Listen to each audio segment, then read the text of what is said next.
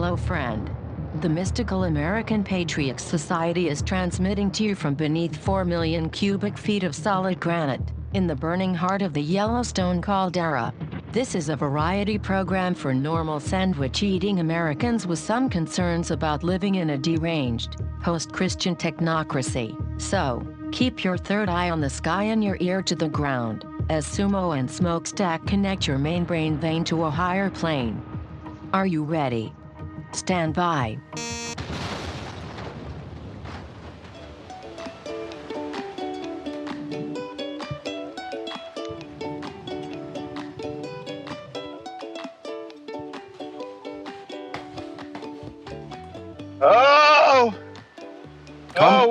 Welcome. Calm down, Sumo. Welcome to the NIMBYs and the NEETs. Welcome to the truck drivers. Welcome to the astrologers. Welcome to those practicing tarot cards in a holy manner. Welcome to all of you. Welcome to the robots. Welcome to the Hispanics. Here we are. Good morning. I don't know robots and Hispanics may be the same demographic. I don't know about robots. I've never. Yeah. I don't welcome the robots personally. Do you have an iRobot vacuum cleaner? No, those are verboten in my home. Right. I enjoy them. I don't have one, but I like them. I had an off-brand, like a knockoff brand. Okay. But it would just keep spinning in circles, like vacuuming the same spot over and over again. So. Well, that doesn't sound very helpful. It wasn't. Well, that's kind of what. The real Roombas are better. No, I think the real Roombas do that too. Probably. They just go in circles. It's all a psyop. The robots aren't real, like Hispanics. Hispanics aren't real either. I've always wondered if they were real. Yeah, no, it's all a propaganda. Well, that's good. What are you doing this morning? I'm drinking coffee and I'm reading chemistry books from the 40s. Oh, good. What are you doing this morning? Well, I had to brush up on my law.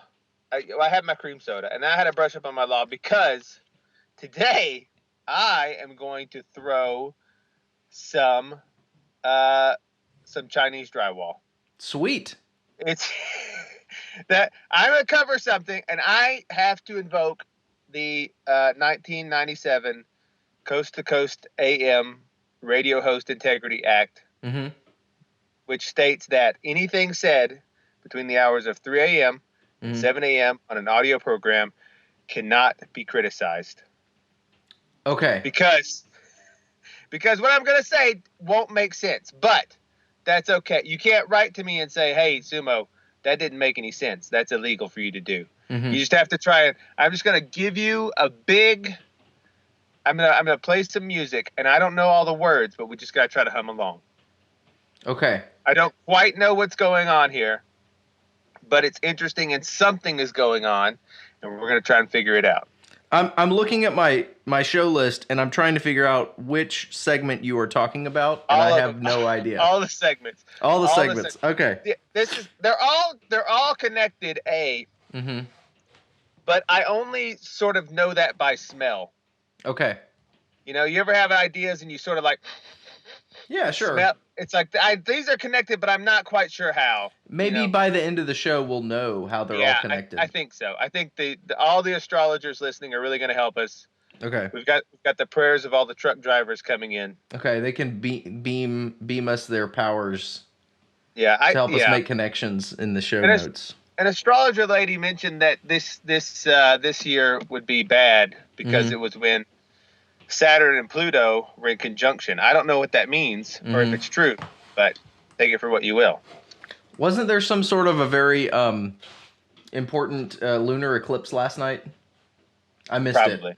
I don't know. I don't... Air eclipse is weird. Isn't that a bit of a thing?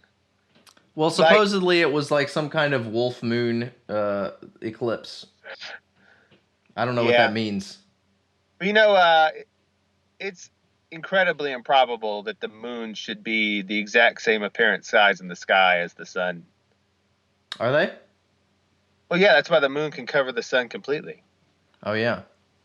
Right? And it's like a perfect, if they're at their right distances to where, the moon is supposedly 400 times smaller, but 400 times closer. Exactly. Mm-hmm. So Seems kind of numerological. It is numerological. Everything's numerological. Okay. That's why you have 10 toes. That's why I have 10 toes. Everybody. I mean, a lot of people are born with 12. You know, the 6. I think there's like 5% of the population is born with like 6 toes or something like that. 5%. Globally, yeah. There's like some people in South America that are really hot for it. Interesting. Yeah. I think I would have enjoyed that. I mean, hard time finding shoes that fit. Yeah. But increased swimming abilities.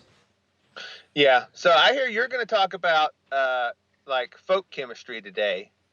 Yes. And I'm going to talk about ghosts, but metaphorical ghosts. Okay. Slash the armies of Satan. Mm-hmm. Maybe real ghosts too. I don't know. Okay. And then we're going to talk about the cattle mutilation phenomena, which is maybe the most American paranormal event that's ever been. Well, when I think, American Pie and John Denver and like hamburgers, I think cattle mutilation. It is maybe one of the most defining American pieces of supernatural alia. All right. And coincidentally, the one that has the most evidence, like solid evidence, like here are some corpses. Mm-hmm. You know, here's pictures of them all mutilated, and police reports, and it just goes on forever. And you can't deny that something weird has gone on. What it is, we're gonna get to the bottom of. And everybody knows that vultures do surgery on their food. Right. They do surgery on their food. They remove strips of skin off the genitals. Yeah. Very important for the vulture. And we're going to cover this because we're trying to build a unified field theory of the supernatural. Okay. We are supernatural physicists.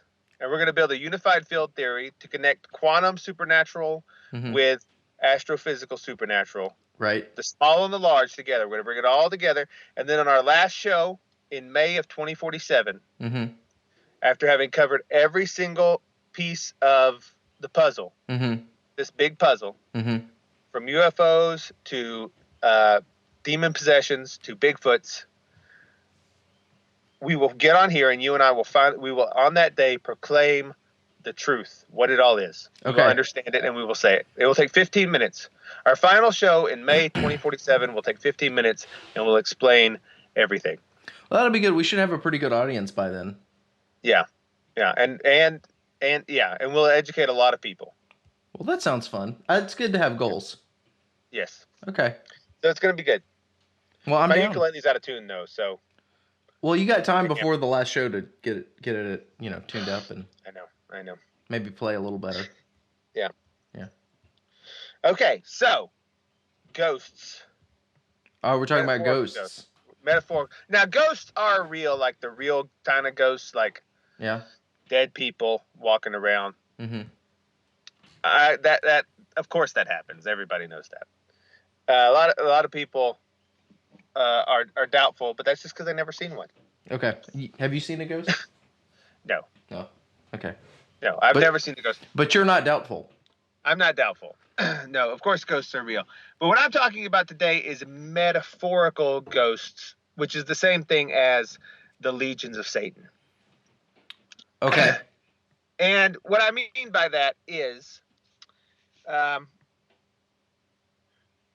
really, like, the whole spiritual life could be divided into two parts. One is don't be selfish, and two is don't be afraid of ghosts, which is the same thing as saying have faith. Okay. Okay.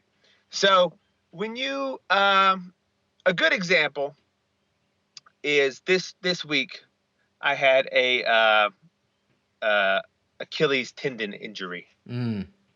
Right? Now just some tendonitis, not too bad. Okay. But now it's a lot better. It's a lot better now. But when it happened, my mind was filled with all of these potential possibilities about how bad it could be.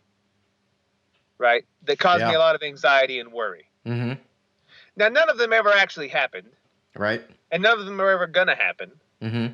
But yet they caused me fear and anxiety. You see what I'm saying? Yep. And that's how most of us live our lives, is in fear of that which is not real. which is Satan's only tool, because he doesn't have any real power. Mm-hmm. That's gone when he fell from heaven. Like, hell is a place of utter and complete despair. Okay. He doesn't have anything. He can only cause you to fear and make you do the bad things out of fear or anxiety or worry. Mm-hmm. Psychological warfare is his only. That's his only tool. That's why the most often repeated phrase in the Bible is "Don't be afraid." Ah. Right. It says every time that they meet something, they say, "Don't be afraid. Be not afraid.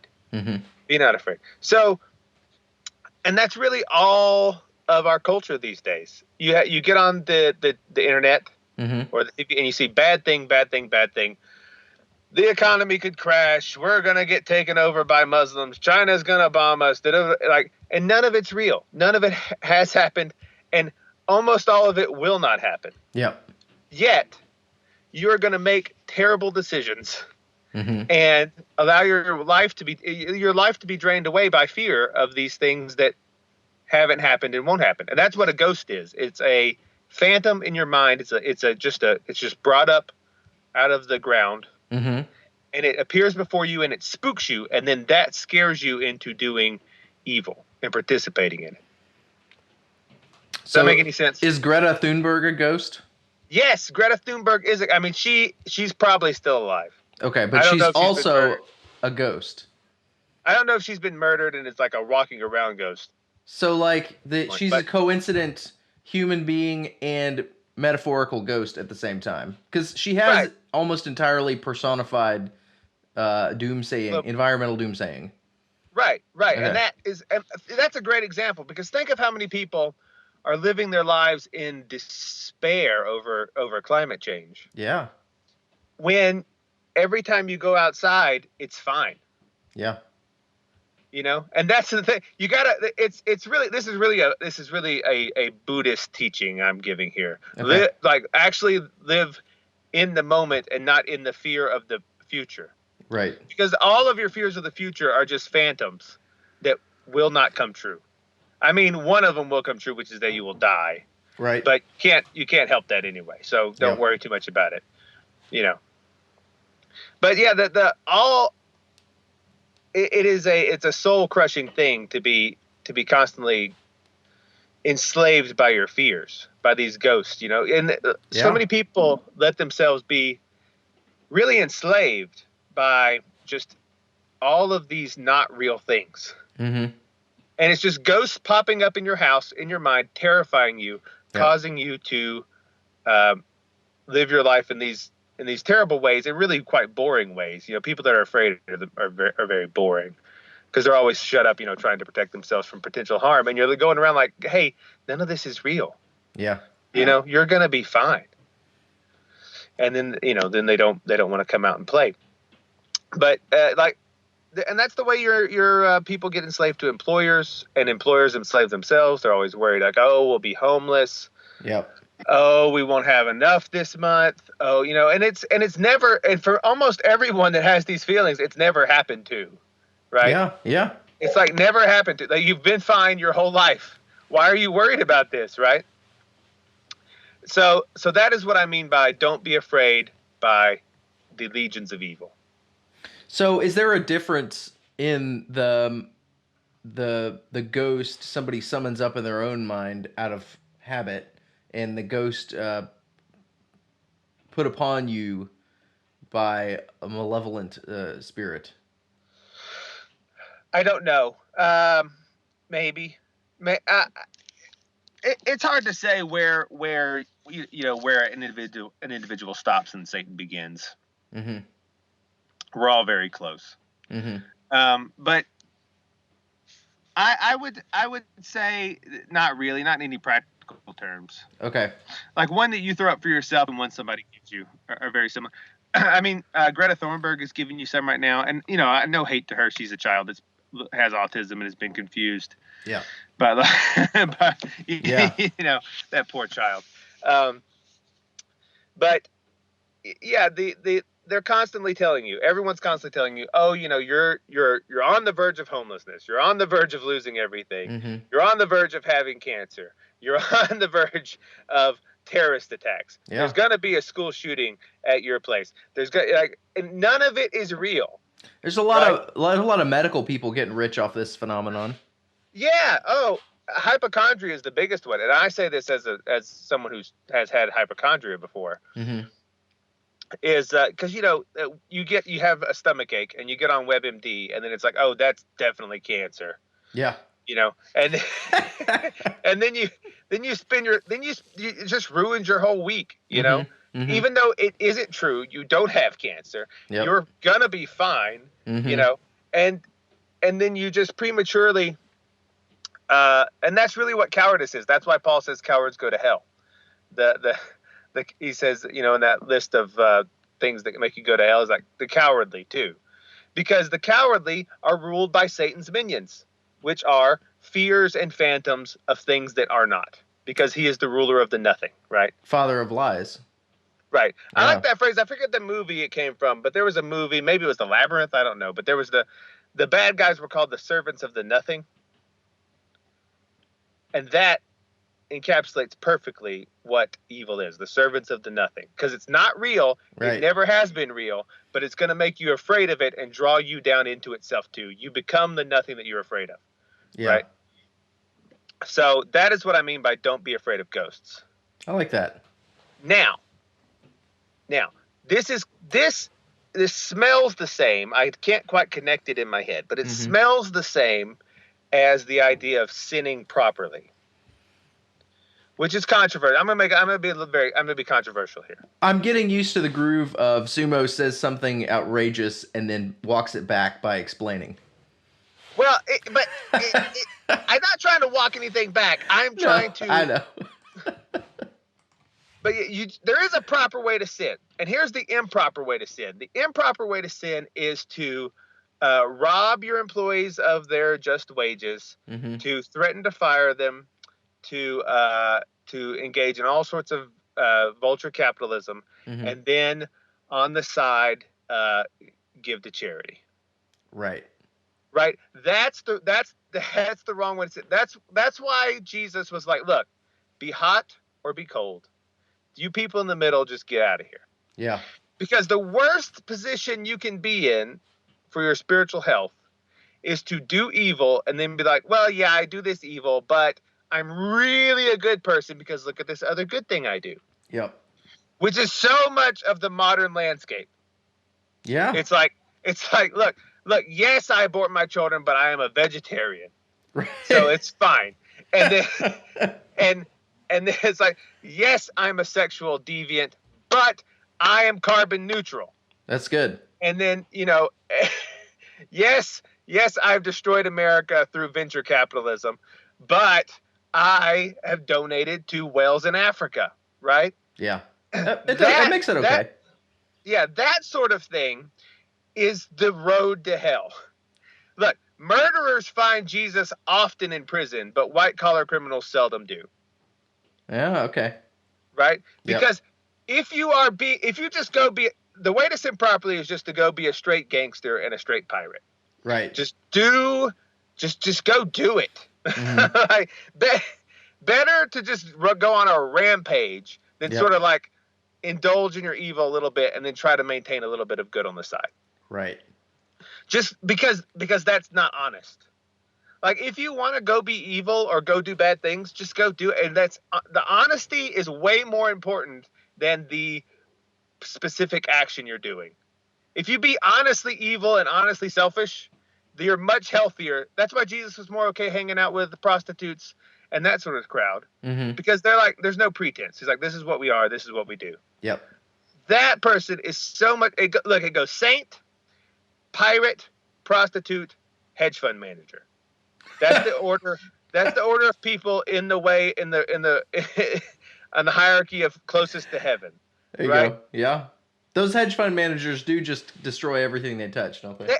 Yeah, and then they walk around. They're wearing a suit. It's very nice. They're very well mannered. They walk around and they're very polite. Civility. This is why I don't like civility. Civility covers over a multitude of sins in people's eyes. Like you can rape the planet and destroy economies. But if you just talk nice about it. Well, that's sad to me, because can't you just be civil towards someone because you genuinely love and respect them? Can't there be a place in your worldview for that, please? You can, and I could make that place. Okay. But right now that place is occupied by pirates. Pirates and gangsters who are closer to heaven than the hedge fund managers, who are closer to heaven than the people that try to cover over their killing children with vegetarianism. Yeah. Or veganism, right? Yeah. These things, when you're trying to paper over your evil with some other good, right? That's the whitewashed tombs idea. Jesus said, look, you're like whitewashed tombs. Yeah. Outside you look fine, inside you're awful. It's better to just be an ugly tomb. Right. Like let your outside ugliness match your inside ugliness is what this is.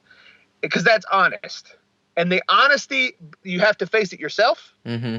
You know, and like don't put makeup over your skull face. But both positions. You're a Skeletor. If you're walking around, huh? I was just thinking you're a Skeletor. Yeah. I was thinking that both positions have probably the same amount of tragedy in their wake, but the pirate has to eventually face the tragedy that he's done. But exactly. the hedge fund manager doesn't this side of eternity. Right. In fact, but maybe, I mean, let's say the modern version of the pirate is like a gangster, right? Right. And how many people does one gangster kill in his lifetime? 3, 4, if he's real tough, you know? Mm-hmm, mm-hmm.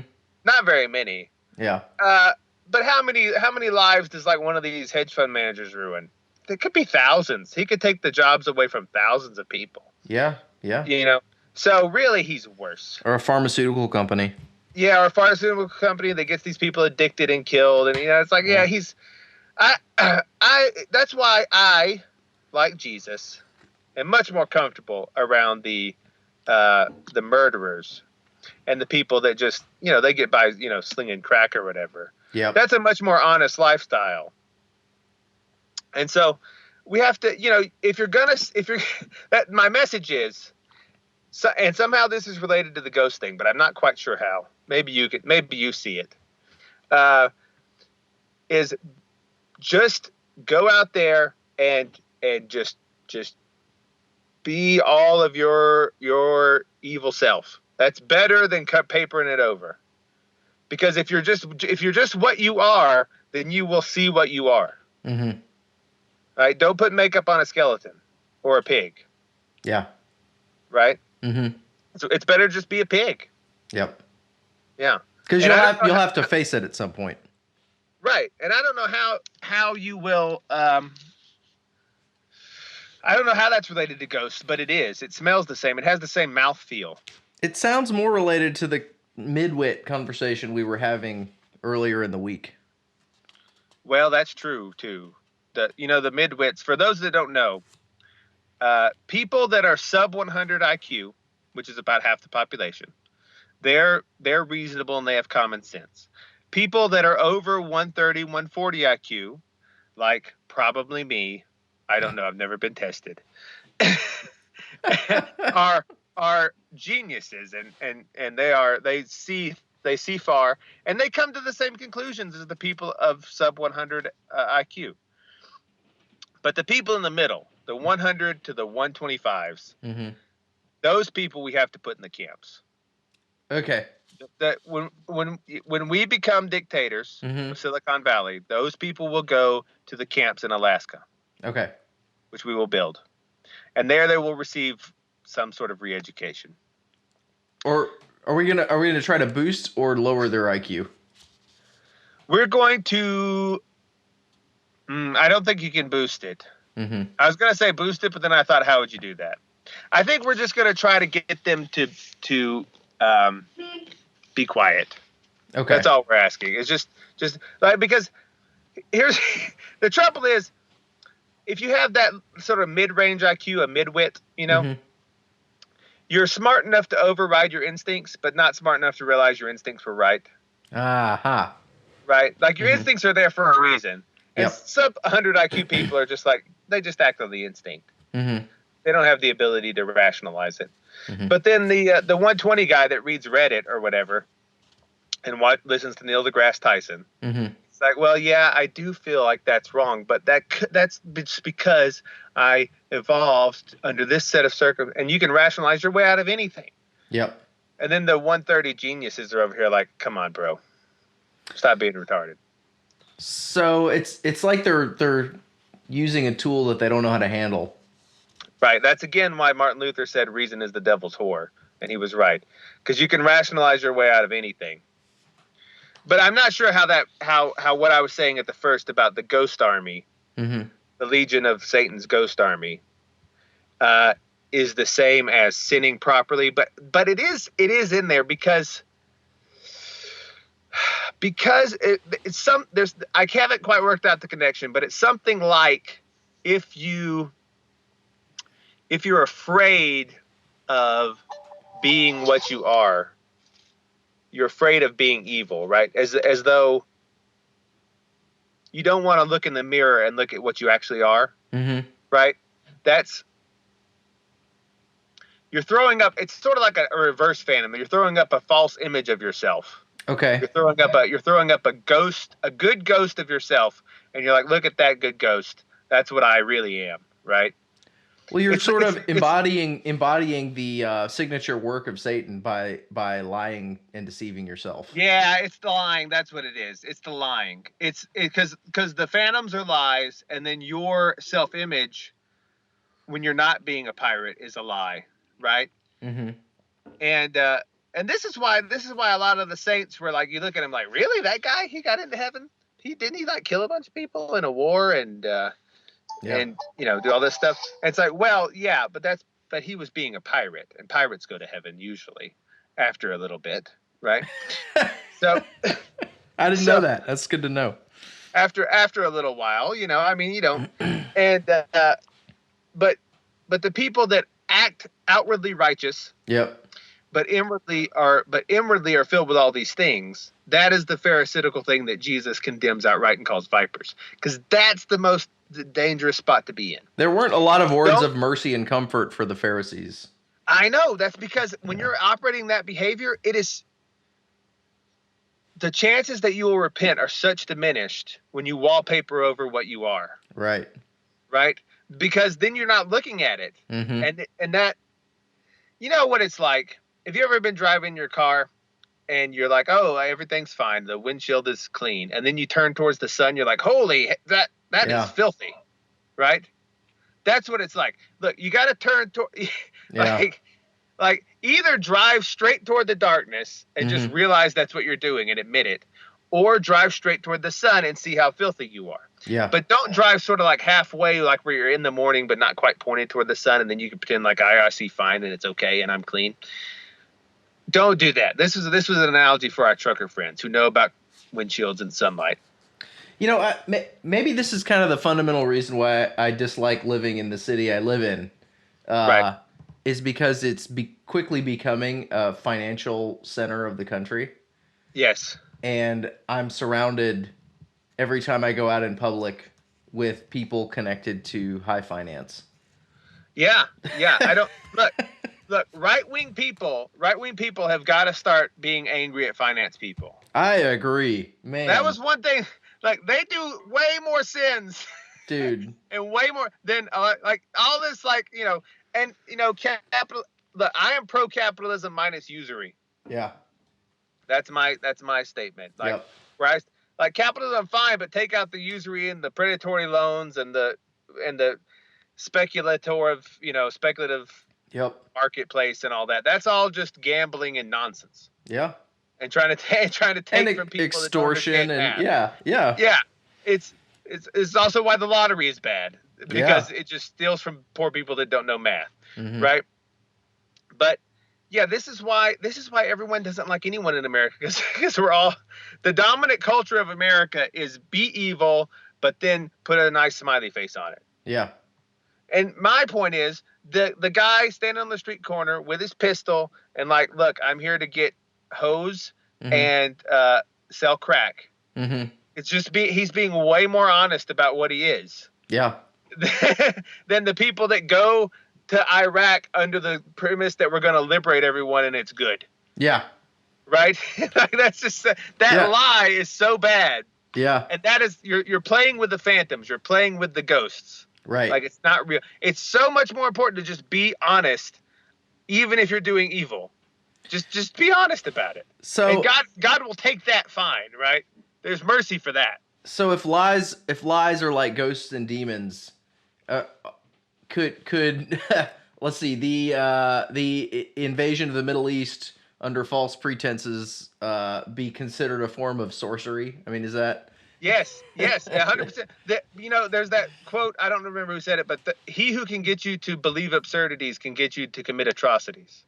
Okay, yeah. And that starts with a lie. Game. Yeah. That's the whole game. Like you see this today in politics in America, and like there's problems. There are real problems. Fine, but people are like, listen. Group X is gonna hurt us. We have to hurt Group X first. Mm-hmm. And it isn't true. You go outside and you just walk around America, and almost everyone is nice and polite to you. Yeah. Of all races and creeds, it's fine. We just talk like, hey, I need some Taco Bell. You need some Taco Bell. It's fine. Yeah. Right. But in the mind space of the demonic, which is trying to get everyone angry and to do harm to themselves and others, it's like, no, listen, you need to act, because secretly these people are going to get you. And whether it's white men or Mexicans or whatever, all these things, they're not real. But he who can get you to believe absurdities can get you to commit atrocities. Like if he can get you to believe the lie, the ghost, that the baby in a womb is not a real human being, then you can commit the atrocity of killing it. Yeah. And that's why you have to be on guard against these ghosts. That's the legion they don't actually exist. They're the servants of the nothing. They are nothing, right? But at the same time, just like in physics, nothing has some power. Nothing doesn't not exist, but it is a thing, but it is another. It's very confusing, but it's like that. It's like a black hole. Nothing there, but it sucks everything down into it. Right. And so that, and of course, NIMBYs know this the best, because NIMBYs are almost always this way. though I love the NIMBYs, I love for everybody. You just want to harness their powers for good. Yeah, I want to harness their powers for good. NIMBYs are the not in my backyard people are the most capable of self-deception. Yeah. Of all of our I guess you have to be a NIMBY, you have to be convinced that every horrid thing might be happening in your backyard. Exactly. And but like a NEET that just sits in his mother's basement, he has no pretense. He knows he's a loser. And that's why he will eventually not be a loser. Well, I don't know. Some of them on Reddit think they're pretty good guys. I think Reddit is all demons. I think that's all just good. I don't even think they're real people. I think that is somehow the demonic interacting with a keyboard. All of it? In some real space. Yeah, those people can't be real. And either that or it's trolling. There was a time in my life when I would have gone on Reddit and made some absurd posts just to make people that looked at Reddit upset. Okay. So it might be that. You're beyond that now. I won't say I'm beyond it. I just don't have time. Okay. I would still do it if I wasn't so busy. Like if I wasn't, because I was born a troll and I will always be one. But the kids today, they have gotten troll powers exceeding anything I ever thought possible. Yeah. They've gotten really good at trolling. I applaud them all.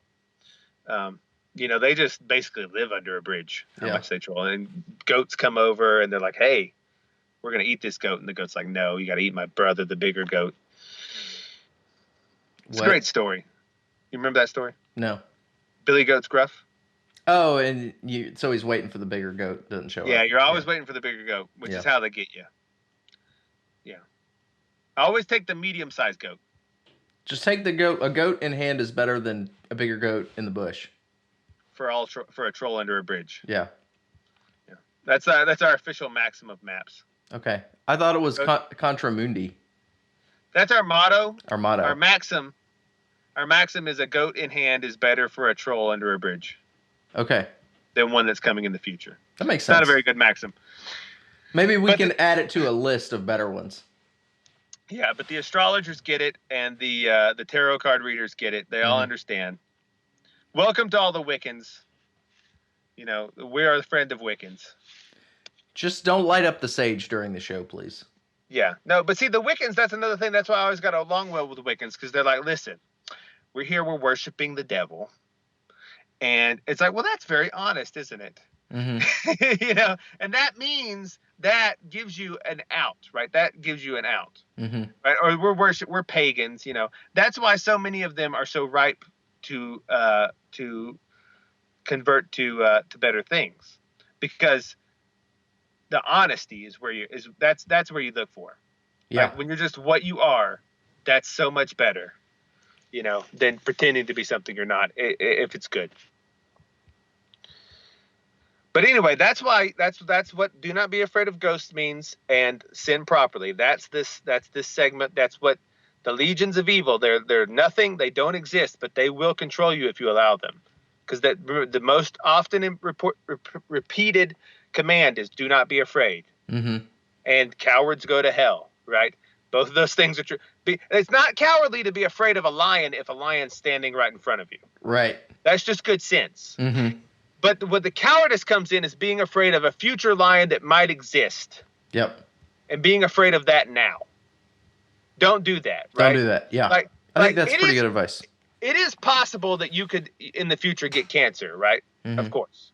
But don't be afraid of it right now, because you don't know what's going to happen. Don't live your life in fear of a potential lion that might be. Yeah. Because that will kill you. Like, that's what cowardice is. It's okay to experience fear at the presence of the actual lion, right? And so that fear that you might in the future get cancer is probably straight from Satan. Yes. Okay. Yes. Or at least that is a vector in which he can jump in. Okay. 100%. And all such fears are like that. Okay. Because so look, you're kind of inviting the vampire into your house by dwelling on a fear. Yeah. Right. Because look, none of you out there listening made yourself. You all came out of nothing. Like you were not in eternity past. You didn't exist. And then poof, here you are. Right? You didn't make yourself. And so you don't have to take responsibility for continuing your own existence. God has that responsibility. And he will do it up until the time that it is appointed for you to die. Right? Don't worry. You cannot make by worrying one hair white or black. Right? Don't, that's not your responsibility. You know, just don't do that. Live your life completely worry-free and completely free of fear. And you will be not only much happier, but so much closer to God that way. And you will not be playing with all the servants of the nothing. It is a nice thought that I'm guaranteed 100% to live until the time appointed to me to die by my Creator. Right. I mean, I think people can kill themselves earlier, probably. Yeah. Like, I think you have the free will to commit suicide, but or like doing drug OD or whatever. But that's because you played with the servants of the nothing and went down with them, right? Right. But your natural life, there's a time when you're supposed to live, and then God was like, look, and this guy's got to die at this time. We all got to die at some point. Yeah. Right. For various and sundry reasons. But until that time, but don't worry about it, because you can't do anything about it that time, right? Yeah. Like, that's just going to happen. And then you cannot make one hair white or black. That doesn't mean that your hair is not going to turn white one day. And mine's turning whiter all the time, right? But do not live in fear of that potential. That's the thing. The fear of the potential is the ghost. That's where the ghosts live. How much do you think the transhumanist idea that we're going to be able soon we'll be able to transcend death and live forever, how much that just breeds fear in people that they won't make that point? They won't make it to the point where the exactly that's another fear vector. It's like, look, if you could just live a little bit longer, you'd never die. That's not going to happen. That we're so far away technologically from making immortality real. Like, we can't even cure the common cold. I can't. They just say go home and wait for a while, right? And then it'll go away. Yeah. Like until they can make bald men stop being bald, you don't have to worry about the potential of them cracking immortality. No, man, I just gotta drink this kid's blood that I bought, from a witch, and that'll give me the power I need to make it up until, because Elon Musk is almost there, bro. I know. Well, I mean, he's look, almost there. Drinking children's blood does have anti-aging properties. Vampirism is real, but you shouldn't do it, right? Because it's like the thing. A lot of evil things do work for the time, but you're selling soul to gain a little bit of, but yeah, the transhumanism thing, all of these things, everything that American culture pushes in from like the cathedral, like the high up, that comes down is this army of shadows. It's just this, you know what? It's gonna be like this in a little bit. You better, if you can just play the game a little bit more, it'll be fine. And that moment never ever comes. You just play the game forever until you die, and then you wasted your life. Well, that can be enticing for the church too. 100%. And you see churches in fear of not being able to attract new congregants, especially in a city, a growing city like I live in, where there are tons of techie millennial coders working for big banks moving here every day. And the temptation is there for a lot of churches, good churches, to compromise or do things that are, I don't know, in the end, harmful to one's faith and to the health of the church in order to court those people. Because the fear is, we're going to get left behind and the world's just going to pass us by. Right. And we better keep up, and then it's all, you're just believing the same lies that, all those people working for the banks are believing. Like, oh yeah, usury's okay. Yeah. It's just, it's a agreement between two consenting adults, Right. And look, let my life be a testimony to that not being true. Because look, by all accounts, I believe in just by what most people think is complete absurdities.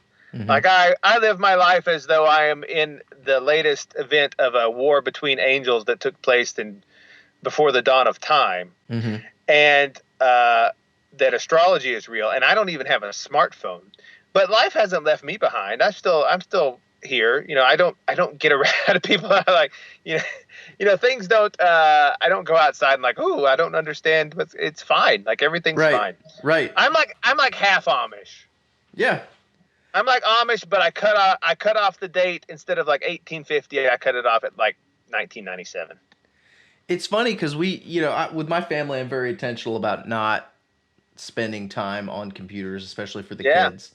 And I've had people ask me before, like, well, how are your kids going to be able to function, in their job if they don't know how to use a computer? I was like, have you used a computer? It's the stupidest, simplest thing on the planet. There's zero complicated about computers. I know. Oh my goodness.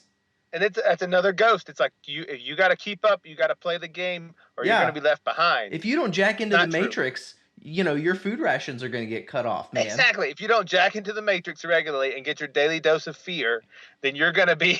You better log on to the Twitter and look at how bad things are, or else you will be not cool. Or you better get on Facebook, or you're not going to have any friends. Exactly. All your friends are going to leave you behind if you don't get on Facebook and let Facebook intermediate all your relationships. Right. Yeah. And how many of those people do you access? Like, ever since I've been off social media, and half of that was by choice, half of that was by IP banning. But ever since I've been off social media, I've had much better relationships with people. It's been several years now. And because then now, like, actually, and since I got rid of the smartphone, much better, because it's like, hey, if I need to talk to this person, I actually have to call them. Yeah. I have like a drug dealer phone, like something it looks like a burner phone. Yeah. But I've had it for a long time, and it's better. It's like, Oh, yeah, look at you. I'm so proud. I'm just holding up my drug dealer burner phone for the Skype camera so that Sumo Yeah. can see I'm in the club too. Nokia, yeah. I don't even have a Nokia. I don't know what it is. Now we have to posture over who has the crappiest phone. No, I also have the Idol right here too. So I'm rocking both of them. Well, have you ever thought about that? I mean, you said it in Idol, but and this is a tangent, but look, on the back of the apple is the forbidden fruit. Yeah, I've thought about that many a time. Right, right. And what was the thing? The thing is, you are God, right? That was the forbidden fruit. You will be like God. And then the forbidden fruit's right on the back of it. And then what do you look into when you pick it up? A black mirror, which is a TV show. It's a mirror. It's yourself. It's a narcissistic image of yourself inside a sea of blackness. Mm. Right. And then when you turn it on, you feel like you have unlimited knowledge because you are connected to the internet. Yeah. Well, yeah. It's a narcissism machine. Godlike powers of unlimited knowledge. Yeah. The symbolism happens because the world is primarily spiritual, and the symbolism grows out of that naturally. That's why the world's biggest narcissism machine has a half-bitten forbidden fruit on it, and when you pick it up to look at your face, you stare at yourself inside eternal blackness, right? That's why it's there. So the symbolism arises whether or not it's intended. Right, whether or not it's intended. I don't know that Steve Jobs was actually doing the work of Satan on purpose, right?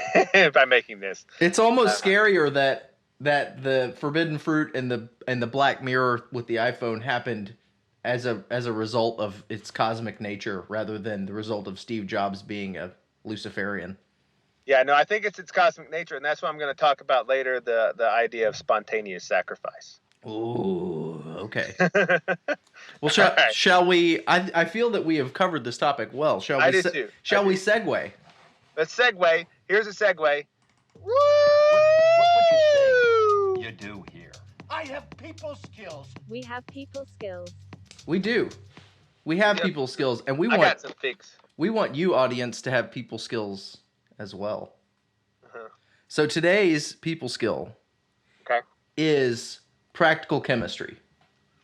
Tell me about it. You don't have to go buy a bottle of Windex at the grocery store for an insane amount of money. Right. Instead, you can make your own household cleaners. I'm assuming our audience cleans things. That may be a stretch. Well, if they're Wiccans, right, the Wiccan portion of our audience does not. Okay. I imagine truckers probably do. They clean their truck. Yep. The NIMBYs clean a lot. Yep. The NEETs do not clean, and the Wiccans don't clean. But we're 50-50. Right. Well, this kind of goes in concert with last episode's talk on plant/mineral medicine. There was pretty much all the science that matters was done, and correct me on this, Sumo, but was done between 1900 and 1930. I would say yes, except I would extend the lower limit to like 1830. Okay. Yeah. And now we're just doing applications. Right. And so, and this is especially valuable for our practical purposes in the immediate post World War II era. Mm-hmm. People just published everything they knew in books. Right.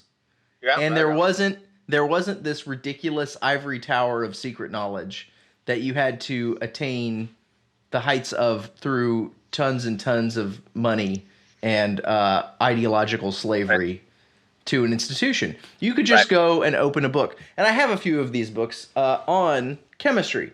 And so this isn't theoretical chemistry or academic chemistry. This is, I'm going to go make a thing. Right. And there's a series of books called The Chemical Formulary. The principal author is a guy named Bennett. Okay. And let's just see when the first edition was published. I believe 1933. Okay? Ooh, okay. 1933. And the first edition is an impressively fat collection of recipes. And there are no confusing trade names. Most of this stuff you could order on Amazon, or a lot of it, in little bottles. Or you can get it from your local essential oils. There's a lot of essential oil stuff in here. Right. There's all kind of stuff. This is where your local Wiccan can help you. Yeah. The ingredients in this book are accessible, and you can make lots of useful things. Alcoholic liquors, adhesives, animal preparations, so veterinary medicine, beverages and flavors, food products, cleaners and soaps, cosmetics, explosives, pyrotechnics, and matches. MAPS is not a terrorist organization. No, we're not a terrorist organization. Throw that out there. Fuels, glass, ceramics, and enamels. You can make leather, making your own leather goods. You can tan your own hides.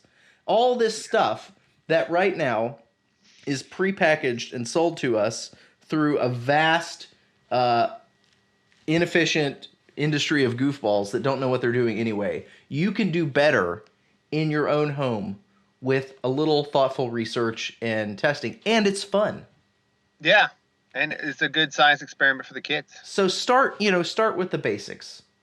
Start with some cleaners. Stop buying your cleaners at the grocery store. Start making them. How much better is this cleaner than, my wife is into the vinegar cleaning. You can do better than vinegar. Vinegar is great because it kills germs. Right. Okay. And it can break up some sorts of mineral scale if you have hard water. But, you add a little surfactant to that. You add some alcohol to that as an additional solvent because the solvency of vinegar is not great. Okay. You can pump it up with a little alcohol. And all this stuff is easily accessible and cheap. Super cheap. Right. Like I said on the last show, a bottle of boric acid costs like 25 cents at the drugstore, and you can cure 500 eye infections with that bottle. It's ridiculous. Could I make is there a recipe for making like battery acid so I could re-soup up my batteries? Oh, totally. You could make an iron nickel batteries. So there's iron nickel batteries that the electrolyte in them is hydrogen peroxide. And all you got to do is just top up the hydrogen peroxide every now and again, and you've got this super. Now you got to keep the voltage kind of low, or they'll overheat and you'll cook off all your electrolyte. Right. But yeah, sure, you could make your own huge batteries. As far as charging your gizmos, all day, dude. Farmers used to build these batteries themselves and run their equipment off of it. Nice. In places where the power was intermittent, or unreliable, a farmer would build himself a bank of these batteries and run his stuff off of it when the power was failing. And you could build your own battery bank in your house for very little money. And the designs are out there. Some of the other besides old books from the 30s, another great resource is the U.S. Patent Office. Okay. And unless you're trying to make money off it, you can rip off all sorts of patents that are still current. Or if you do want to make money off your stuff, you can use expired patents because the expired patents are still up there, not just in the U.S. office, but in foreign countries. So from the 20s and 30s, all those patents from IG Farben and those chemical companies, the German ones, they're all still available. And you can look. I do that professionally. I work for a chemical company. I do product development. We've done that before. I'll go to some old. I know a guy that is fluent in German. I'll say, hey, search this database for me and find me patents related to this, that, and the other from the 20s and 30s, and there's all your instructions on how to make a product, and it's all there. Right. It just takes a little thoughtful digging, and none of this information is available on the quote unquote internet. I know. The internet hides you all the good stuff. It does. It's shrinking the internet. The curated internet is contracting the human knowledge base at a breakneck speed. While throwing up the shadow that it's actually giving you unlimited access to everything. Yeah, it's the lie. Crazy. It's the lie of godlike omniscience. Right. It's a load. When really you don't even know how to build a battery. Exactly. Or a radio, or how many practical skills does your omniscient self have? We used to live in a society where farmers knew how to build batteries. How about that? How about that for a change of culture? Let's go back to that world where farmers know how to build their own battery banks. Yeah, people used to have a lot more practical skills. Nowadays, farmers can't even service their own equipment. They have to have some technician from John Deere come out and unbrick their tractor. Yeah, It's true. Now, my uncle was a farmer. He's quite old now. Mm-hmm. Actually, he's my great uncle, but he made his living off of tractor repair and sale. You know, there you go. Quite a good living, really. But yeah, I was always amazed at the skill level, the broadness of these guys' knowledge base, because they worked on so many different things and had to do it themselves. You know, mm-hmm. like they would have to. You know, even if they had done it late enough to where they were rigging up their own solar panels and stuff. Yeah, rig man. Up your own, and then also, you know, you would do this chemistry on the side, and also you'd repair your engine because you just had to do so much stuff yourself. You know. Yep. So I would, if you're going to start doing your own chemistry and get some old books and read patents, I would encourage you to read the safety data sheets that come with the chemicals that you buy. No, skip that part. No. Read the safety data sheets. All the safety material. Trust me. Okay, this is coming from a guy who has almost killed himself several times in the course of practicing this because I didn't read the instructions. So seriously, people, if you read the instructions, it will be okay, but you need to read them. There's a document that comes with the chemical that you buy. It's called a safety data sheet. They're generic. You can just download one if you don't have it on whatever chemical you want. Read it and follow the precautions. Well, that's like when I made mustard gas in my bathroom on accident. Yeah. I had to call poison control. It was a whole thing. Dude. But, yeah. Did you pee in the bleach? No. I was working with cleaners, right? Mm-hmm. Trying to sterilize some bottles mm-hmm. for a different project. Mm-hmm. And I had this cleaner that was acid based, and I didn't really know it or pay attention to it. Mm-hmm. And I had a bathtub full of bleach. And I poured the acid into the bleach, which you're not supposed to do. No, you're not. And man, let me tell you, a bathroom fills up with chlorine gas very quickly. Mm. And I was like, oh, this is very awful. I understand why people used to use this in war. Yeah. This is a terrible feeling. Yeah. I had to run outside and collapse on the ground, but it was okay. I mean, you know, after a couple of hours, but I guess you should read the safety stuff. Just don't pour things into things without knowing what they are. Yeah, if you're messing around with bleach and ammonia, maybe that might be a helpful thing. You can Google that up. Yeah. Because I have never researched any chemistry project I've ever done. You should. I just go do it like it's a piece of IKEA furniture, and you just start on it without looking at the book. That's how you ended up getting mustard gassed.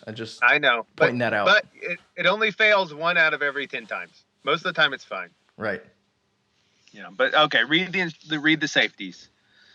Maps is not responsible if you don't read the safeties and you melt your face off. That's true. Or melt your lungs out. I almost melted my lungs one time.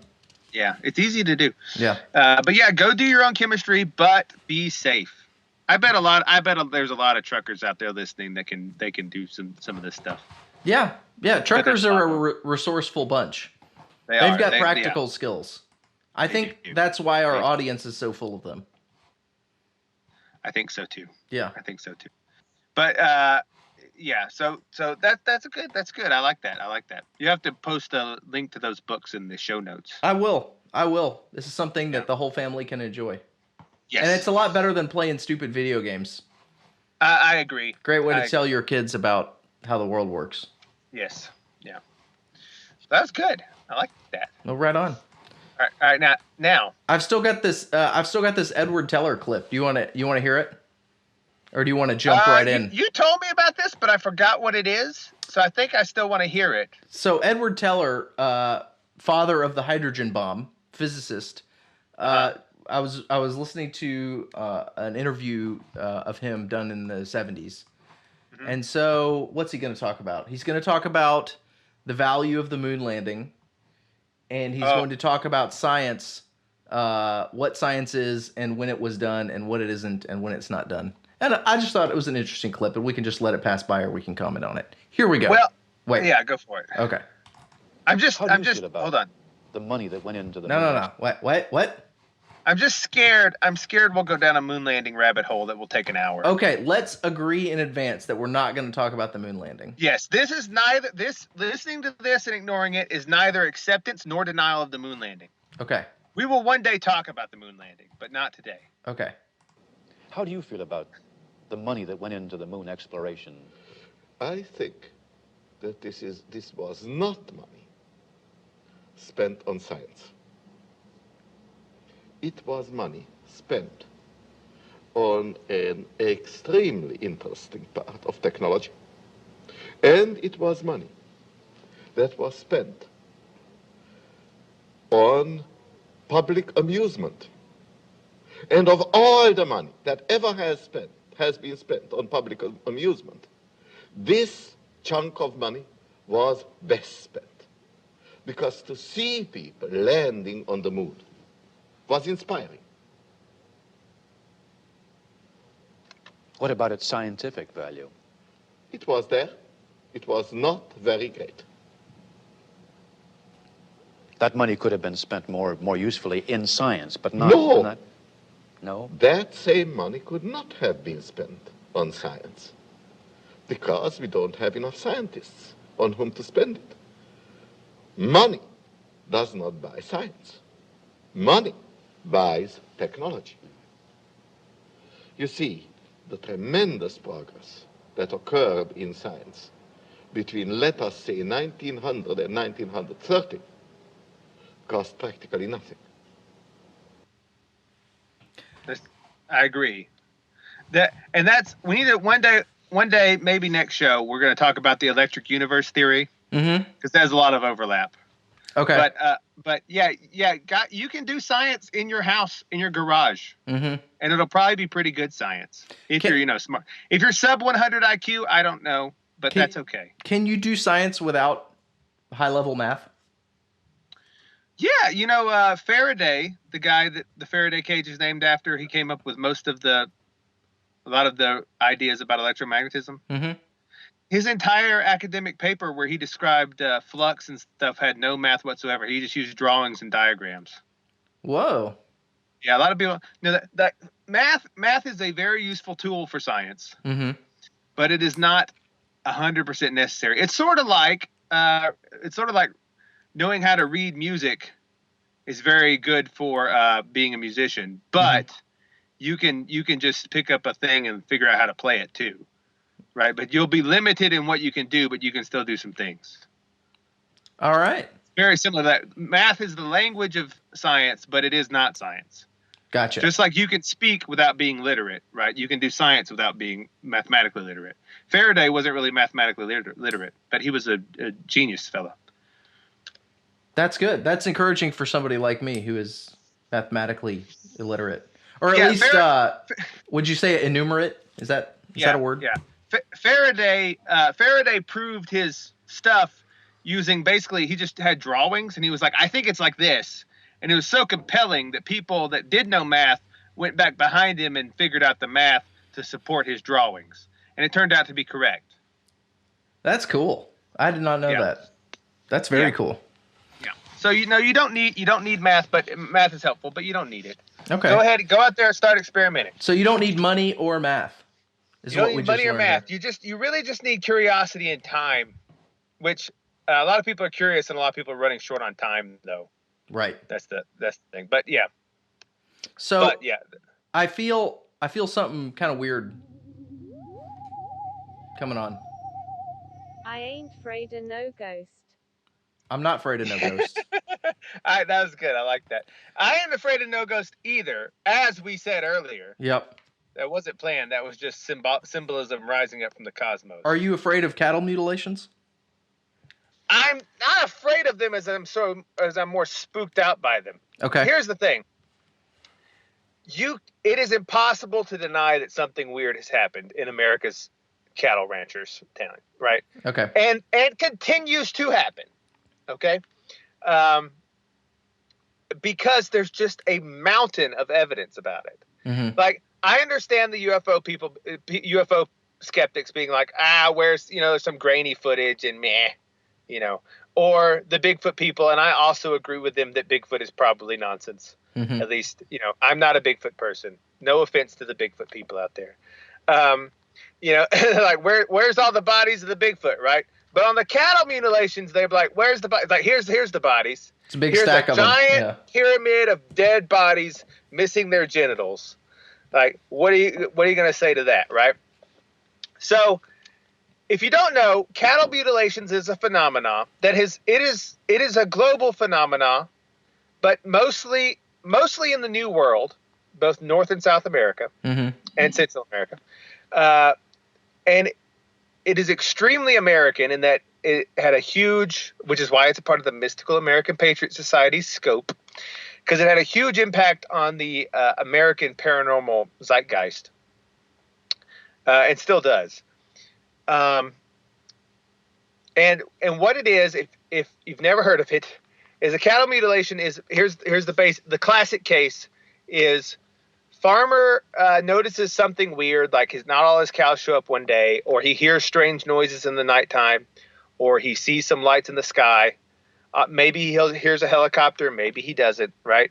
And he's like, that was weird. What was that? That was quite loud and near my house.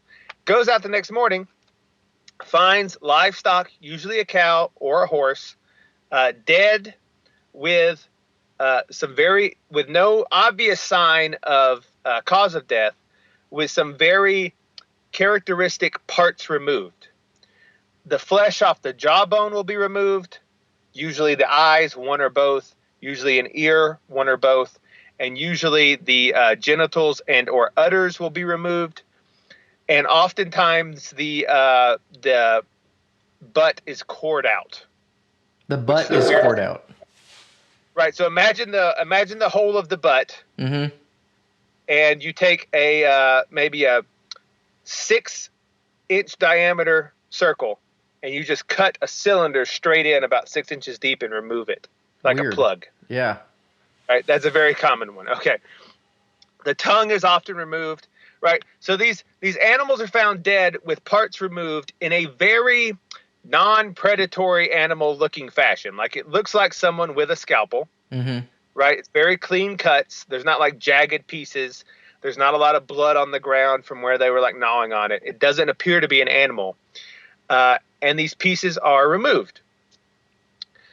And so that's very weird. Right. So what's going on? And that's and if you want to Google this, you can Google it and you can find all the images that researchers have taken, the pictures, the videos of these animals dead in this state, and you can see for yourself. There's not this clear, pictographic evidence of this happening for decades. And it continues to happen. The most recent case, to my knowledge, was in Oregon in September, I think, or October. And I think it was five bulls were found dead and mutilated out in Oregon. Okay. On a ranch. And it was such a big thing that the local livestock, manager of the county got involved and all this stuff. So that's a bit weird. And we want to get to the bottom of it because it's part of our scope as supernatural unified field theorists. Okay. So there's a couple of theories that what comes to your mind, right? When you like, if you were presented this problem, what would you speculate at first it might be? Okay. The areas of the animal that you mentioned are particularly soft tissue, and probably where a carrion bird would start attacking an animal that didn't have a previously existing injury. So let's say the animal had through a blood clot, stroked out, fell over dead, no injuries. If I were a vulture, I'd probably start somewhere that's easy to get into there, like the mouth and the genital areas, or the eyeball, or the ear. Yes, and the most common answer that skeptics will give to it is this is all just animal predation. Okay, and certainly some of the cases have been misidentified animal predation. Of course. However, there are other cases where, well, first of all, these things are removed very cleanly. So the tongue has been removed from very far back in the neck, all the way at the bottom, as if someone grabbed the tongue, pulled it out, and then cut it at the back, right? Okay.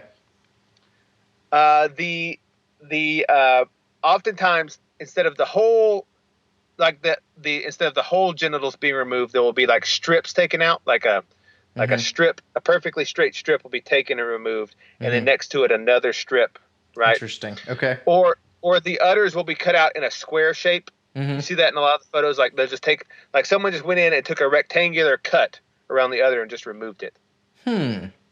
Right. So it's very, like when you look at the photos, you're like, that looks like someone with a scalpel, maybe. Okay, let me give you my second thought, having heard that. My second response would be a government experiment of some sort of measuring environmental effects of something on animals. Probably something, they're keeping it secret, right? Because it's all mysterious. Why are these cattle getting mutilated? So government doing something and then trying to measure its effects in animals. That could be. That's another very popular theory. In fact, I would say that is the most popular theory. Okay. That is what Bill Cooper came up with, peace be upon him, before he was shot to death in his firefight with the IRS or whatever it was. But he was the original Alex Jones, and he went down in a blaze of glory. I've got his book, Behold a Pale Horse, and I have not read it. It's a good book. It's a bit out there. Okay. It's some Chinese drywall. But that was his conclusion to the mysteries. Was that it was some sort of government environmental monitoring. Okay. My question about that would be, well, why don't they just buy the animal, right? Right. Or just have their own cows, or just even sample the milk, right? You know, like you don't. This seems very extreme. Maybe they're not very well funded program. They can't afford to buy the animal. Maybe, but let's get into some specifics, and then we can more talk about it. So this started off, though you can argue it began earlier. Like there's a case, like most of the data I'm going to pull from is from Christopher O'Brien's book, Stalking the Herd. Okay. He's a great researcher. I highly recommend his book. And this is the kind of publication that required an intense amount of autism. And I'm very pleased that he did it. It is over 600 pages of his 20 years of meticulously documenting all of these things. So it's like the definitive go-to work on this. If you're interested in cattle mutilations, get Christopher O'Brien's book, Stalking the Herd. It's the definitive work. But anyway, okay, so you can argue that these mutilations began earlier. Like there was a case in London in the 1600s where 100 sheep were found dead and cut up in weird ways and all this stuff. You could argue that the chupacabra is another form of it in Mexico, where the goats are drained of blood, right? So it might have some predecessors. But what really started off the American thing, which was the Typhoid Mary case that sort of began the whole thing, was this case in 1967, September 7th to be specific, 1967, Snippy the horse. Snippy the horse. He began the cattle mutilations, although he was a horse. Was he named Snippy posthumously? He was actually named Lady. But his mother, if I have this right, it was either his mother or her mother or her foal, I forget. The parent of the horse that was killed was named Snippy, and the news got it wrong at first, and then it just propagated. Gotcha. Right. But it is, again, the symbolism occurs naturally. Okay. The symbolism rises up from the depths of its own, right? Snippy got snipped. Snippy got snipped. So, Snippy the horse, actually named Lady, but which the Cosmos decided was more appropriately named Snippy and has recorded as Snippy, right? Was found dead on September 7th, 1967. Now, here is what occurred. All right, I'm gonna run down a few cases, and then you'll get a feel for what I'm talking about. Okay. And this is the first case. So on the next morning, September 8th, the owner Henry King noticed that only a few of his horses had come in waiting to be fed, right, and that Snippy was missing. Okay, so he goes out the next day, because he had a big ranch. He said, well, maybe he'll come in tomorrow. Snippy doesn't come in tomorrow. He goes out the next day, and he finds the horse dead, missing all the tissue from its shoulder to the tip of its nose. Okay. All right. So imagine a horse's big neck, horse's big head. All of the flesh has been removed except for the bones. Mm-hmm. Okay? The bones, he noted, were bleached white as if they'd been out in the sun for several years. It was a complete cranial neck disfigurement. There were no scavenger or predator tracks or droppings. And the ground was soft from recent rain, so he was able to look for the tracks of how Snippy had got there. And Snippy's tracks appeared to end about 20 to 30 feet from where Snippy was lying dead. Ooh. So Snippy, and at a full gallop. So it was as though Snippy was in a full gallop and then just sort of collapsed dead sort of over yonder. Mm-hmm. Okay? So this became a bit of a... He contacted some friends to come over because he's like, this is quite odd. You know, I'm going to figure out what... So he contacted some friends, and the friends told neighbors, and this became sort of a community event. Mm-hmm. All of the local ranchers... There was at one point in the following days several hundred people there at one time looking at Snippy. Wow. All of the ranchers came. They were looking at this event. The sheriffs got involved, you know, all these things. And when they were out there in the days after, they noticed a couple more strange things. One, there were some, around 40 to 50 feet around the body, there were burn marks in the grass. And I think they said 4 of them. And they were all in the shape of a question mark. Okay. That's a bit strange. The sheriff who came out detected, or not the sheriff, I'm sorry, it was a member of the U.S. Forest Service, and his name was Dwayne Martin. He came out having heard about it, and he used a Geiger counter, and why he thought that might be a thing, I'll get into. And he found that those burn marks had elevated levels of radiation. Mm-hmm. Okay. And that's the thing that I want to sidetrack here. We need like a rabbit hole sound. It's like boo, when we're going down a rabbit hole. Quick rabbit hole. Yes. It'll do in a pinch. The radiation paranormal connection happens routinely. Okay. It is happened with Mothman. It happens a lot with some poltergeist. It happens with aliens, supposed alien stuff. And I have a theory about this. It's not my theory, but I don't remember where I first heard it, so I can't give whoever gave credit. Mm-hmm. But it's the same reason that the demonic are said to smell of sulfur. Okay? Because what are both of them? They are decay. Radiation is decay. Sulfur is the smell of decay. And so what if, this is again Chinese drywall, I invoke the 1997 Coast to Coast AM Act that says you can't criticize me for making no sense. Mm-hmm.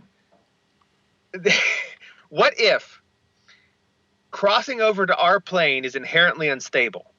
Mm-hmm. And the moment these beings come through, whether they be demons or transdimensional entities or whatever they are, the moment they come through, they begin to decay away in our reality. Okay. Right? So they're beginning to literally physically break apart because being here is an unstable state for them. Okay. Right? They need some form of energy to cross over, whether that's aliens or whatever you want.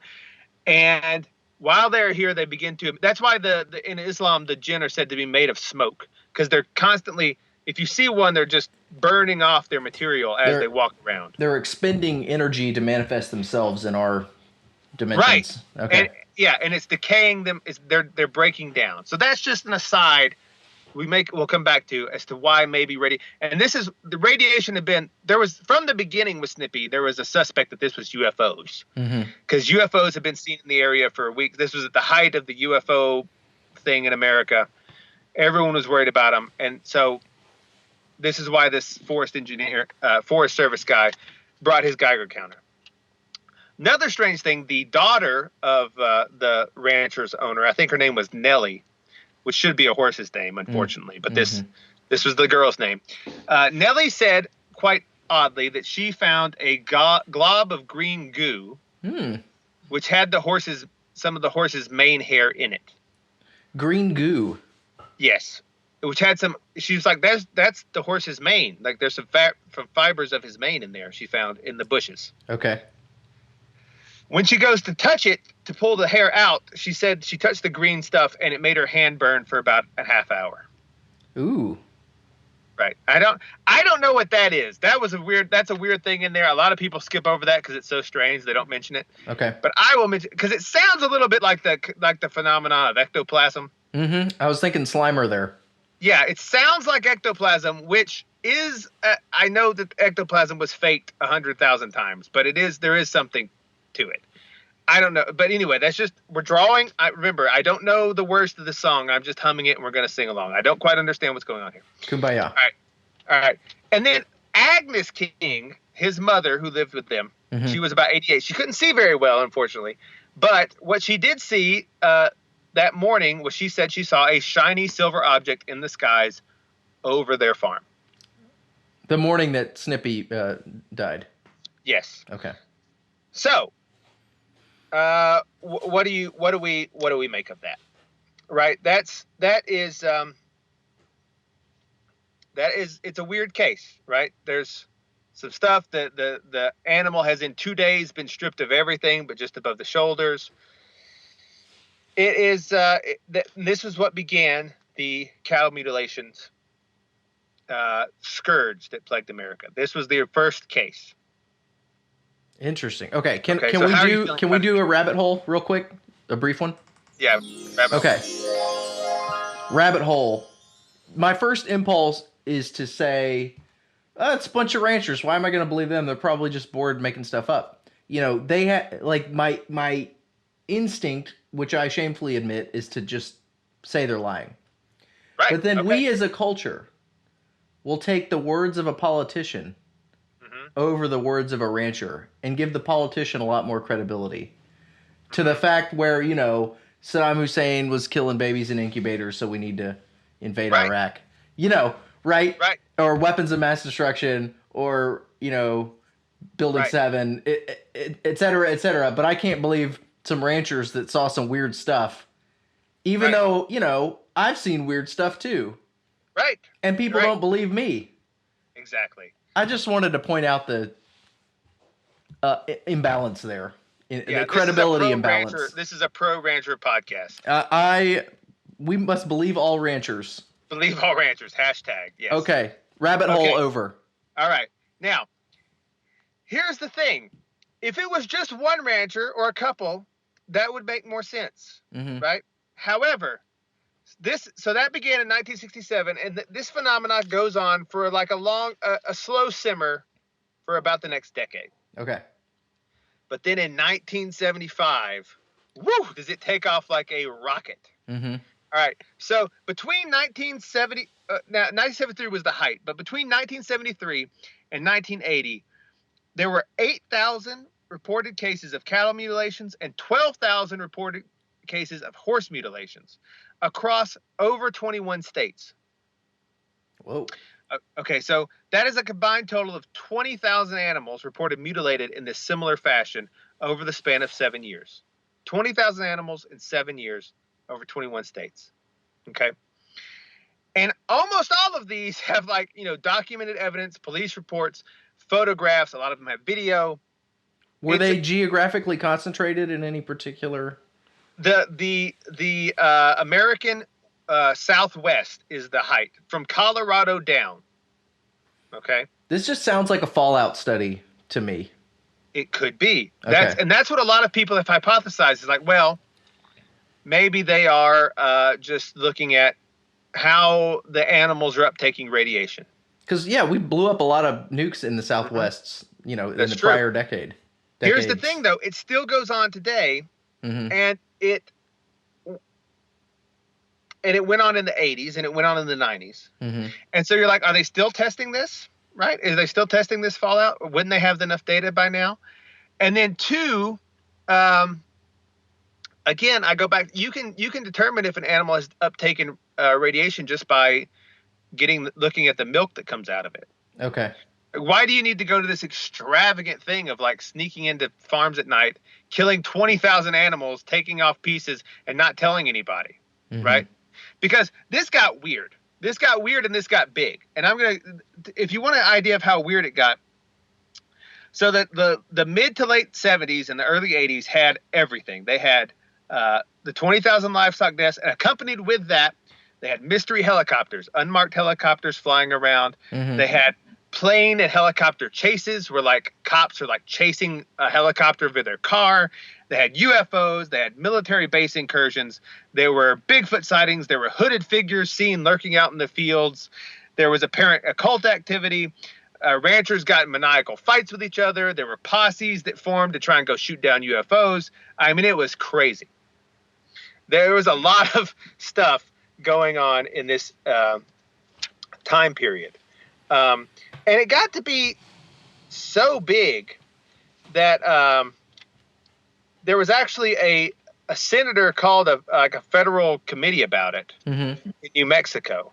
And they had a big conference. Ex-FBI agents were writing books about it and reports. There was, TV documentaries. I mean, it was becoming a bit of a hysteria. Okay. And you can see why.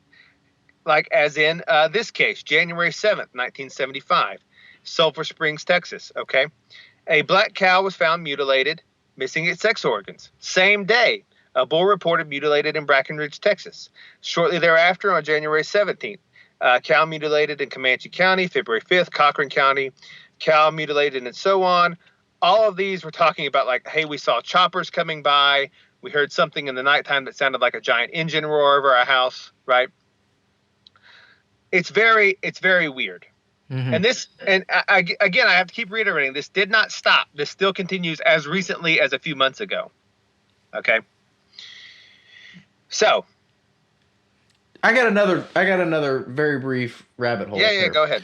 What is with the early 80s with crazy stuff kicking off? Well, maybe it was an astrological bad time. I don't know. I mean, I don't know. Am I making this up, or did it just seem like the 80s?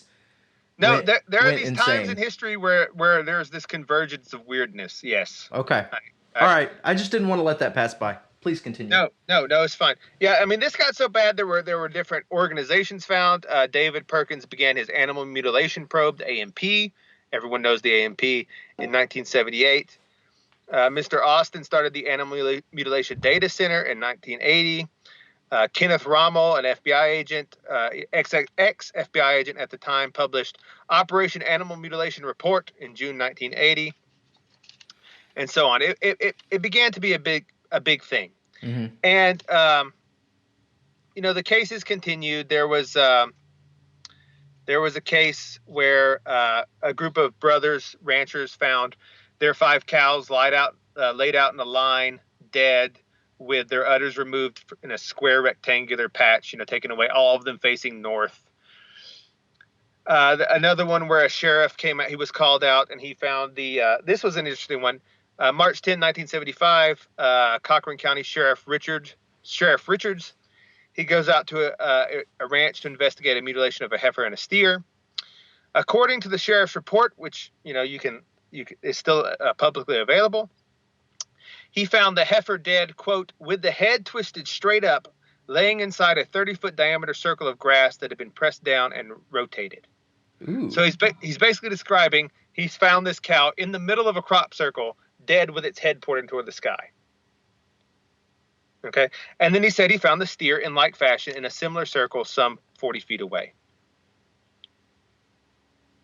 So wouldn't a helicopter hovering overhead cause a pressed down circle of grass? Exactly. Could be.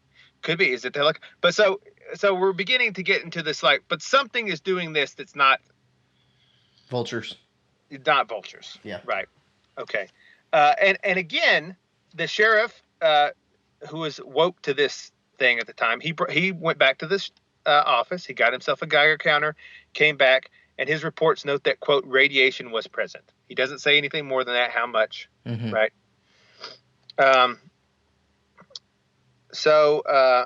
Let's see. And he quotes in his report, quote, I have heard reports of UFO in this area, but have not seen any myself. Witnesses all tell the same story. It's about as wide as a 2-lane highway, round in shape, and looks the color of the sun when it's going down and has a blue glow around it. End quote. That's in his police report. So, again, we're putting together pieces here. I haven't quite, there's no picture. I've got pieces of the puzzle. I don't know where they go. Mm-hmm. Okay. Now, one of the more interesting ones is the case of, I think it is the case of James Waterhouse's animals. Okay. So he finds the remains of a bull near his community of Kitoa. And the reason this one is important is because this was one of the first ones, and there have been many since, that was recovered and sent to an actual lab. Mm-hmm. Okay, so he finds his bull dead, and it was in Iowa, and they take it to the Iowa State University Veterinary Diagnostic Laboratory in Ames, Iowa. And two veterinarians perform an autopsy, John James Andrews and G.W. Stevenson. Okay, and the vets concluded that the cuts were made by a very sharp instrument and definitely not the work of predators. Dr. Stevenson went so far as to say it would have been difficult for him to replicate such a similarly clean removal of the eyeballs. Right? Huh. So this is a vet saying this. Yes. He's saying, look, I do surgery on animals. This was a very clean removal. Wow. Dr. Andrews' quote in his report said, this is a direct quote, "The tongue was the most suggestive evidence of human intervention of all the wounds. It was removed much too far back in the mouth to have been done by a predator." Okay, so we have veterinary people saying, look, this is very surgical behavior. Now, there are some weird cases too. This all sounds like it could be people in helicopters coming down for whatever strange reason, mm-hmm. and like cutting the dicks off cows. Okay. Why you would want to do this as a government intervention, I don't know. But there are sprinkled in here a lot more stranger cases. Like there was one found, I think maybe two found, and they looked like they had been microwaved to death. Ooh. Like the interior was cooked, but the exterior was not. Right? Or there were some reports of cows disappearing and then being found stuffed inside of a water tower. Right? So there are ones where the cow is found with all of its bones broken as if it's been dropped from a great height. Mm-hmm. Like it was picked up in a helicopter. They didn't have time to set it back down. They just shoved it out. Right? So, we have a lot of pieces here to look at. There was one, Linda Moulton Howe, who was a great researcher, still is a researcher. She still does great work. She did one.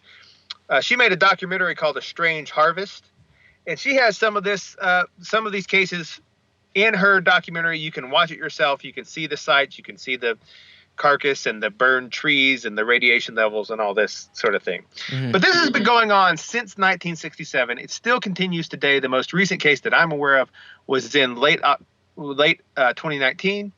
So we have a long decade-spanning something of animals being found dead mysteriously with oftentimes radiation around them, oftentimes burn marks on various plant life around them, and with parts removed. So, is it aliens? No. I don't know. Maybe. I don't think it is, but it could be aliens. Is it the government going around stealing people's cows and cutting off their udders? Maybe. Mm-hmm. Maybe. Is it occult activity? Is the country infested from sea to shining sea with little covens that go out at nighttime and they harvest cow organs for rituals? Could be goblins. Maybe. Is it goblins? Maybe. I am going to put forward my own solution, which I think is a novel paranormal idea that has never been said before. I'm not sure about that. I think it's a novel paranormal idea. I'm going to put it out there. Do I have reason to think this? Not really. However, that has never stopped me. And it makes a weird sort of sense if, again, we're evaluating all things, and in our final episode, we will tell you the truth once we figured it out. All right. But I propose that this is evidence of spontaneous sacrifice. What is spontaneous sacrifice? Well, it's a term that I coined just now. Mm-hmm. And spontaneous sacrifice, remember how we were talking about how the cosmos gives rise to its symbolism of its own accord, regardless of whether you consciously mean to. Okay. It's in a similar vein as that. It is that in the long ago, people used to sacrifice to what they believed were gods, various animals. They would often sacrifice parts of the animals, like eyes and tongues and whatnot. And that this was seen as a way of feeding or caring for the various divinities they were worshiping. Okay. Now, is it possible that in the absence of that happening formally, it is happening spontaneously? That's interesting. Okay, so let me delve into that a little bit more, and this is going to make slightly more sense. Okay. As to why I could have ever thought such an absurd idea. Okay. Okay, slightly more, not a lot more. Again, Coast to Coast, 1997 AM Radio Integrity Host Act. I have lowered my expectations. You cannot attack, right? Okay. All right. So, do you remember in the Bible when the man is demon possessed by Legion? Where does Christ he says, get out. And the Legion says, please no. Let us go into a herd of pigs. And God says, okay, fine. But what does the demons do to the pigs? Drives them into the sea. It kills them. Yeah. Right. Now, the demons are not retarded. They're not stupid. They obviously meant to do this. So somehow you must posit that the death of the pigs is beneficial for the demons. So demons in distress would be somehow relieved if an animal dies. Yes. Right. And so bear with me here. So at one time we know in record, if you believe scriptures, that Christ, God himself, allowed demons to enter into animals and kill them. Okay. In order to save them from sinking down into the depths of hell. All right. My question is God just simply still doing that? Did that ever, is that what this is? And here's why that would be a thing. Why Smokestack why would people think that the gods would want to be sacrificed to? Where does that come from? Why would you, if you are a spirit, why do you want sacrifice? Think about that for a minute. I don't know. I don't know. It's got to be something more than a ego.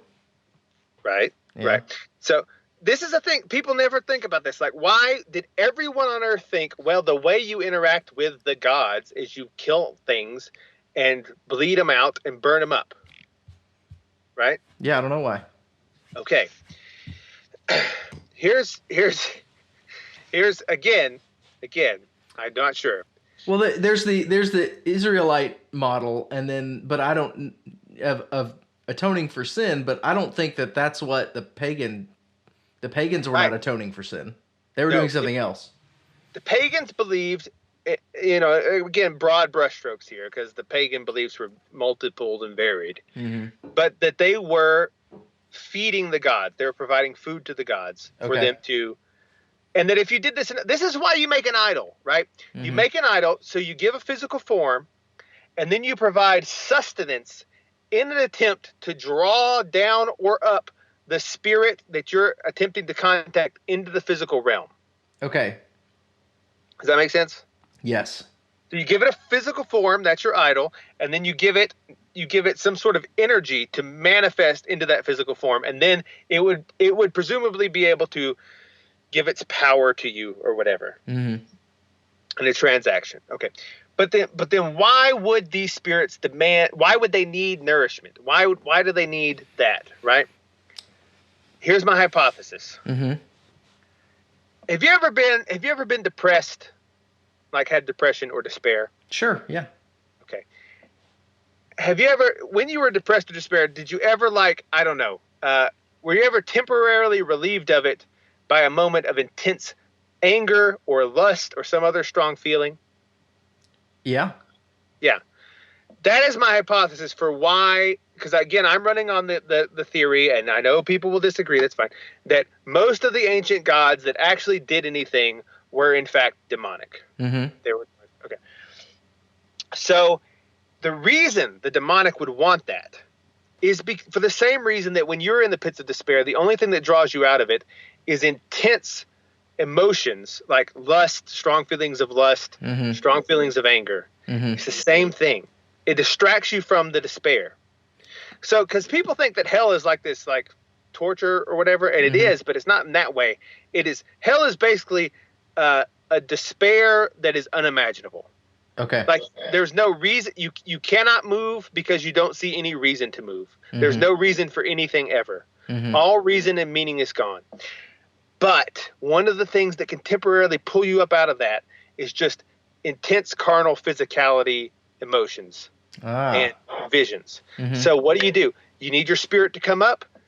You gut an animal, you rip its guts out, and you light them on fire. You make a almost pornographic, and sometimes literally pornographic, with sex cults and the cult priestesses display that is capable for a time of diverting the demonic's attention off its own despair. That's why Legion says to Christ, please don't send us back down there, right? Right. Let us go into the pigs. And the way the demons in that story keep themselves out of hell for just a little bit more is to make all the pigs die in a giant cacophony of death. And that draws them up out of hell because they're like, it's like, oh yeah, that was so good. I loved killing. It's like the bloodlust. Any kind of it can take your mind off of your meaninglessness for just a minute, for a little bit, right? And God allowed them that mercy. And so my question is that mercy still allowed? And they are, running around occasionally just creating spontaneous, because no one has ever seen one of these mutilations actually take place.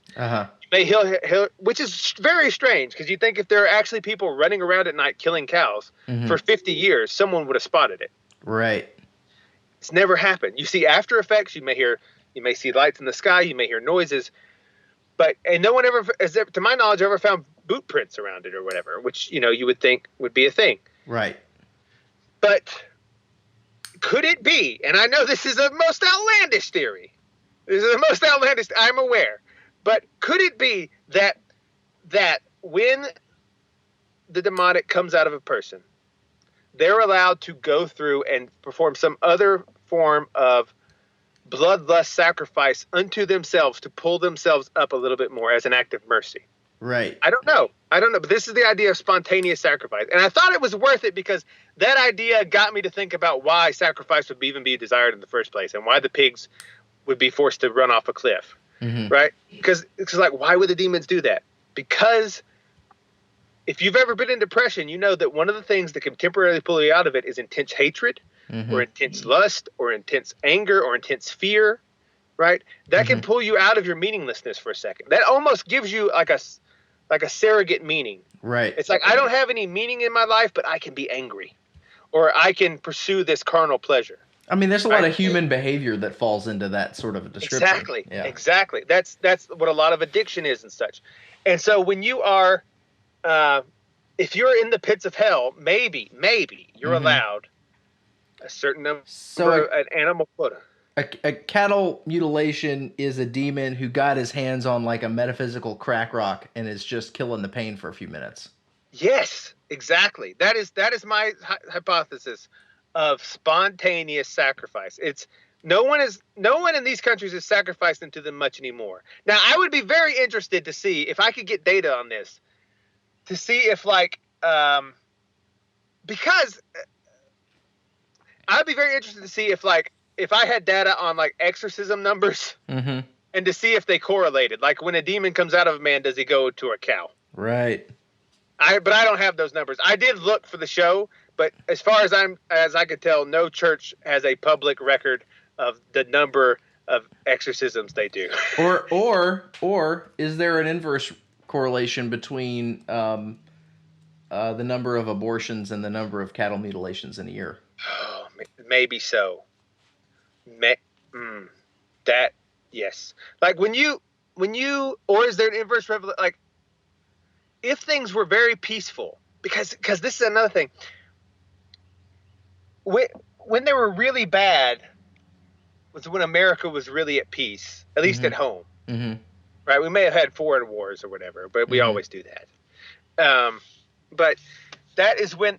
Well, the 80s and 90s were pretty peaceful, like geopolitically. Yes. Cold War was over. Right. The weird, the spate of domestic bombings in the 70s was over. Right. So is there a force, an evil dark force, that to continue to exist requires bloodshed, requires fear, requires pain, and when that is denied, it begins to happen spontaneously as that thing is there. I don't know. That's just what that is my theory I'm throwing out there to add to. It might just be aliens. I'm not against the alien hypothesis. I'm against it. I don't know, right? It might be big feats. Okay. I don't think it is because I'm not a big believer in big feats. And it might be the government doing, but again, you'd think you'd leave some boot marks or someone would have seen you, but no one has seen them. And you think they would have stopped, like, okay, you got enough cows now. What are you doing? And they have their own cows is the thing. They have thousands of cows. The government has, that live out in the West. They could just kill themselves. Why do they? There is no explanation that makes sense of all the data except mine. Except yours. Okay. Spontaneous sacrifice. And remember what Sherlock Holmes said, when all the reasonable options have been taken off the table, what remains must be the truth, even if it is very unreasonable. Well, there you go. So that is the theory of spontaneous sacrifice. And that ties in somehow, I'm not sure, with the do not be afraid of ghosts and sitting properly. But it's just, I was sitting in my cave in Delphi inhaling the vapors. Uh-huh. And all these various vapors came up and I inhaled them. I like it.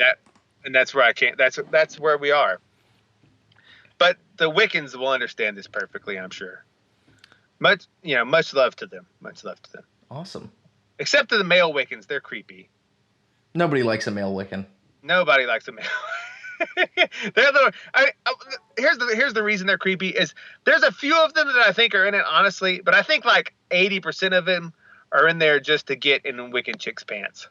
I believe that. Yeah. It's very predatory. They're like male feminists. I mean, that's probably a lot of crossover. Very predatory. Like I get this vibe off of them, like they're just waiting to like burn some sage and for the girl to get high so they can rape her off the sage. Yeah. That's the vibe I get from like 80% of male Wiccans. Does sage get you high? Is that what's really going on there? Well, it's not the sage. The sage is just a cover for the other stuff. Oh, okay. I see. Because the marijuana doesn't smell the best. Right. You got to dress it up a little. Yeah. I gotcha. But anyway, I hope that wasn't too ridiculous. At the beginning, I said, look, I'm going to go off the deep end. Okay. But, at least maybe it gets people to think about why sacrifice would be a thing that spirits would want. Mm-hmm. And brings to light the cattle mutilation phenomenon, which more people should be aware of. Because we got to get to the bottom of this, folks. Right. We got to get to the bottom of this. If it is people doing it, it's the largest and longest unsolved crime in America. That's a good point. Yeah, if it is people doing that, because they've killed thousands and thousands over decades and no one's found them, right? And if it's aliens, then that's we need to figure out what aliens want with cows. It's not aliens. It could be aliens. Aliens is a load. Aliens makes more sense than my theory. No, I think aliens makes the least sense of any of it.